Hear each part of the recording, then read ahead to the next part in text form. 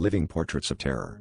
It started with a feeling, an unsettling familiarity every time I flipped through the old family photo album. My grandmother had passed it down to me, a collection of memories meant to preserve the past.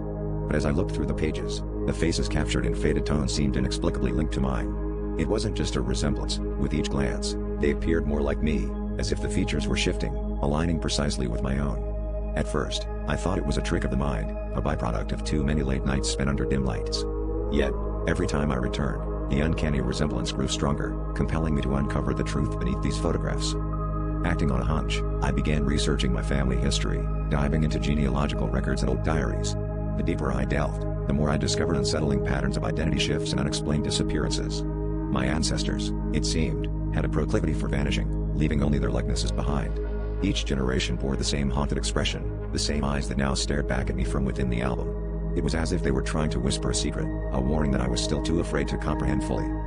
I couldn't shake the feeling that the album was somehow alive, feeding off my likeness and those of my ancestors. I decided to confront this source of my growing anxiety, setting up a camera to monitor the album overnight. The footage was chilling. As the clock struck midnight, the faces in the photos began to move, subtly at first, then with increasing fervor.